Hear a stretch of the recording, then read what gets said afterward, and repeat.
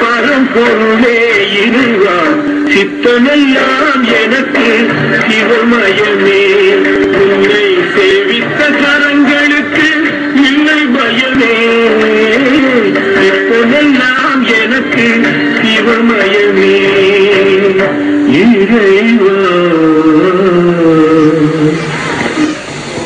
அடியார் வருவார், அடியார் வருவார், அடியார் வருவார். நான் உன் இல்லம் வருவேன், எமை எதிர்கொண்டு அலை என்று எங்கிருந்தோ உரைக்கிறான் ஆதிசிவன். நான் எதிரை சென்று பார்த்து வருகிறேன். ஓம் நமச்சிவாய.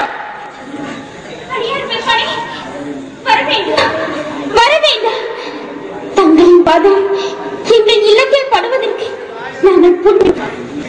நீதான் இவ்வில்லத்தரசி யாரோ? பரஞ்சோதியின் இல்லம் இதுதானே? ஆம் சுவாமி. அடியாரை இதுவரைக்கும் காணாது கண்டு அழைத்து வர சென்றிருக்கிறார். சுவாமி, தாங்கள் என் இல்லத்தில் அமர்ந்து அமுதுண்டு செல்ல வேண்டும். ஆடவர் இல்லா வீட்டில் யாம் அமுதுண்டதே இல்லை. யாம் கணபதீசர் ஆலயத்தின் முன் ஆத்திமரத்தின் நிழலின் அருகிலே அமர்ந்திருப்பதாக கூறுக. மன்றாடி கேட்கிறேன், இன்று அடியாருக்கு அமுதூட்டும் தொண்டு நிறைவேறா பாவம் வந்து என அடையும். சிவனடியாரை தங்கள் பாதமலரை கண்ணீரால் கழுவுகிறேன். கனிந்து நீங்கள் அமுதுண்ண வர வேண்டும் ஐயனே. பாவம் பாவம். அடியார் பாவம் தீர அரிசி சாதத்தை பொங்கி போட்டு இந்த அடியார் பாதம் பிடிக்க வந்திருக்கிறாய். பரஞ்சோதி, என் உணவு முறையே வேறானது. அதனால் தான் மீண்டும் உரைக்கிறேன், எமக்கு அமுது படைக்க உம்மால் முடியாது. சிவனடியாரே, உங்கள் உணவு முறை எதுவாயினும் முறையுங்கள். என் உயிரை கொடுத்தேனும் அமுது படைக்கிறேன். பரஞ்சோதி, நான் வடபுலத்தவன். 6 மாதங்களுக்கு ஒரு முறைதான் உணவு உட்கொள்வேன். அந்நாள் இந்நாளாகும். அடியாரே, அடியேன் அடைந்தேன் ஆனந்தம். ஆணையிடுங்கள் அமுது வகையை.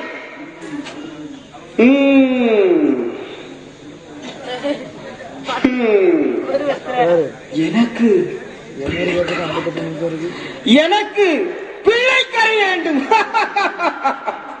அதுவும் உடம்பில் பழுதில்லாத 5 வயது பாலகனாக இருக்க வேண்டும். அதுவும் ஒரு குடிக்கு ஒருவராக பிறந்திருக்க வேண்டும். அதுவும் தந்தை தலைபிடிக்க தாய் கால்பிடிக்க கரை சமைக்க வேண்டும். அதுவும் கரை சமைக்கும் போது பெற்றோர்கள் மனம் மகிழ்ந்து இருக்க வேண்டும். அதுவும் இன்றே நடக்க வேண்டும். முடியுமா உம்மால்?